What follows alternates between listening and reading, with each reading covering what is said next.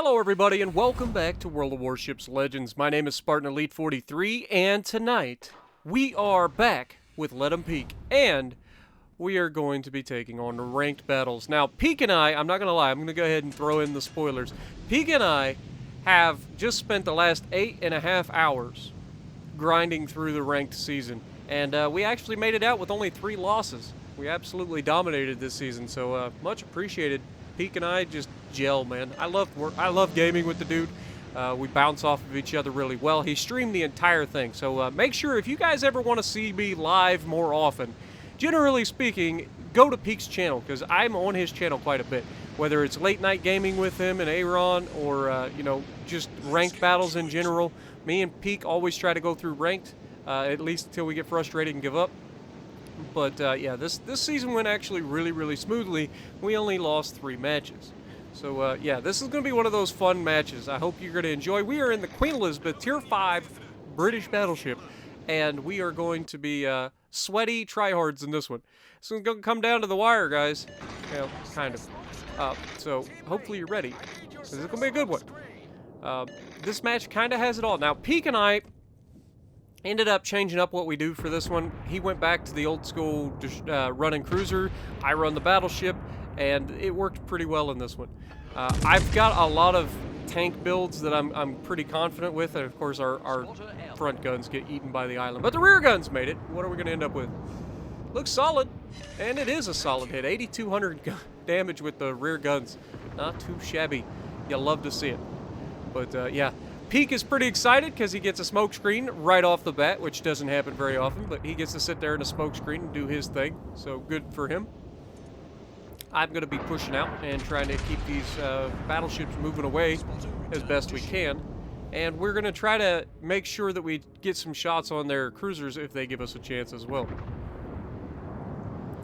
Now, I am a little behind schedule. The ranked battles, I wasn't anticipating spending 8.5 hours playing ranked today.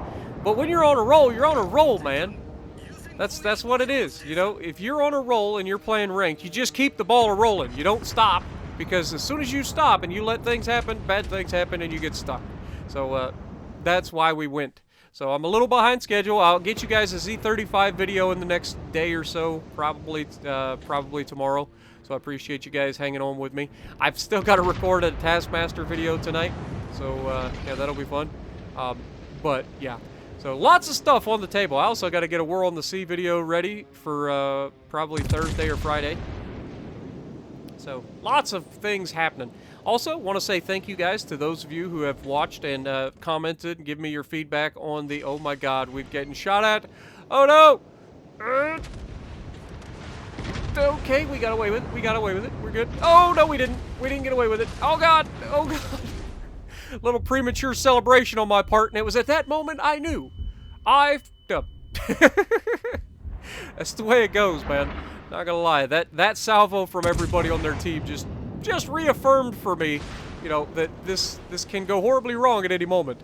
But we get the shot out on the Pensacola, and we double Citadel the man, and that brings us up to 50k damage, so not too shabby. And Pensacola has no health, no health. Now, we still have the Byron, we have the California, we have the Pensacola, Leander, and their destroyer. And so, we're going to try to get a shot on this Pensacola to finish it off here. And you'll see, I probably should have taken that blind fire, I'm not going to lie. Should have taken that blind fire. And because I didn't, Peek is actually going to die in a little bit by that guy that I left alive. Now, Byron is taking shots at me. Like me, has 15-inch guns, so we've got to respect that. He does overmatch us, but look at that dispersion. Oh my god, that was absolutely juicy dispersion. Did I mention that this is the Azure Lane Nelson Commander on my Queen Elizabeth? Probably should, but yeah, it's my Azure Lane Nelson Commander. So, got a dispersion / tank build. Hence the reason I get 5 heals. I love this build on my British battleships. You get all the accuracy, and you get the tank build. It's fantastic. But we go ahead, reach out there, try to touch the Byron one last time, and it looks like we actually failed. He actually failed. Now, I think I am about to run aground here, which is not good. But we are turning away. the two of our battleships. This was beautiful. I mean, I wasn't about to run aground. Never thought I was going to run aground. This was beautiful seamanship. That sounds terrible. I apologize. Strike that. Reverse it. Peak is out there fighting a Leander, who is in a smokescreen and seems to be stopping. So we're going to go ahead, reach out, and see if we can't absolutely touch this man. And they look juicy! But he does manage to get going at just the right time to avoid a death strike. But we do manage to get a very good hit on him. Now, Dallas in Peak over there, Peak in the Dallas, is having a bit of trouble. He's got the Leander shooting him, he's got the Destroyer shooting him, and he's got the Pensacola shooting him. He finishes off the Leander. Mayhan is there. I'm going to go ahead, try to see if I can get some shots on this Mayhan, and hopefully he can finish off the Mayhan, because that would be absolutely huge if he can get rid of that Destroyer. But he manages to not get rid of the Destroyer, which is not good. However, we still have a cruiser out there, and the Pensacola is still out there as well. Byron is still sailing mostly broadside to me, hasn't learned his lesson up to this point. So we're going to make sure that we lead him over the mountain here. You can see I measure his ship, and I drop it down. As soon as I get the guns on target, we are firing the guns, ready to absolutely pound this man. And it looks pretty solid, but he is turning in a little bit, so we don't get as much out of it as possible. Aoba goes down, which is massively bad. But their Mayhan, I believe is what the Destroyer is spotted, and our battleship is out there. Now, this is getting really, really crunch time. Our Destroyer has been out on this right side this entire time, chasing these battleships and being really ineffective. This is not the play you want to be if you're a Destroyer player in Ranked. You don't want to be that. You want to be playing the objectives, because that's how you win. And we get a very good salvo that time.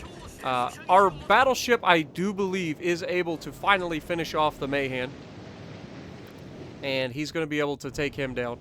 And that's massive. Getting rid of that Destroyer is a huge advantage for us. Now, Byron, I was waiting for the shot to shoot him, but this California is just giving, you can't ask for a better shot than this. Now, I aim a little bit lower than I probably should here because of the thick hips of the California, but it doesn't matter. We managed to absolutely smash him anyway. 15,000 damage right through that torpedo belt that everybody knows and loves. Now, the Destroyer has gone down.